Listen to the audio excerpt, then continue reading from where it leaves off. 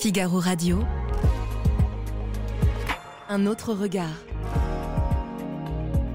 Anne de Guigné et Salomé Boulet.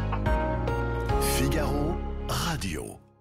Bonjour Anne de Guigné. Bonjour Salomé Boulet. Aujourd'hui, dans votre chronique Un autre regard, vous nous parlez d'un sujet qui passionne les économistes, les inégalités. Oui, au croisement de la politique et de l'économie, les inégalités fascinent les économistes depuis des décennies. Déjà au XIXe siècle, vous aviez une grande controverse entre d'un côté le penseur libéral Tocqueville, qui affirmait que la combinaison du mouvement de la démocratie, naissante à l'époque, et de la société industrielle de l'autre, ne pouvait que agrandir les rangs des classes moyennes et donc aplanir au fur et à mesure les inégalités. De l'autre côté, vous avez le grand penseur Karl Marx, grand économiste, marxiste donc comme son nom l'indique, qui lui pense que le conflit fondamental qui oppose la main-d'œuvre d'un côté et les détenteurs du capital, donc des moyens de production de l'autre, installe en fait une féroce lutte des classes au cœur des sociétés capitalistes qui ne peut que faire exploser les inégalités. Alors, le terme du débat a évolué. Aujourd'hui, il est essentiellement porté par un économiste français très connu, vous savez, Thomas Piketty, auteur de nombreux best-sellers. Avec ses co-auteurs, deux autres économistes français, Emmanuel Saez et Gabriel Zucman, il a chiffré la part des revenus avant impôt gagnés par les 1% les plus riches aux États-Unis. Alors, les chiffres sont assez impressionnants. Donc, selon ses calculs, selon leurs calculs, ils sont 3, cette part a plus que doublé entre 1960 et 2019, puisqu'elle est passée de 10% de l'ensemble des revenus en 60 à 21,1% en 2019. Ah oui, ce sont donc des chiffres assez sidérants quand même. Oui, des chiffres tout à fait sidérants et qui ont donc profondément imprégné le débat public depuis leur publication.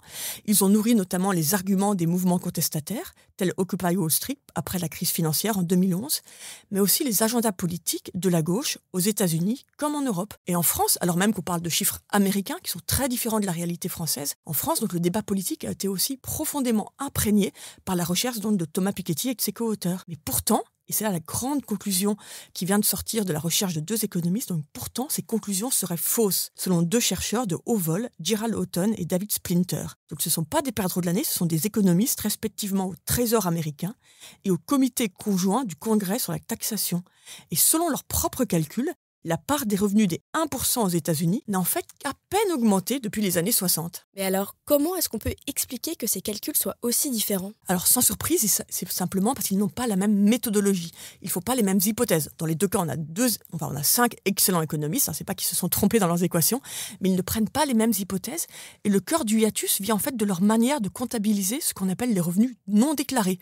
En fait, donc, c'est les revenus qui n'apparaissent pas sur les feuilles d'impôt, les profits non distribués des entreprises, les gains issus des pensions, donc des retraites, ou les programmes sociaux. Piketty et ses co-auteurs, en fait, s'appuient sur des estimations de la fraude fiscale pour réfléchir, en fait, tous ces revenus vers les 1% les plus riches, ce qui explique la grande disproportion.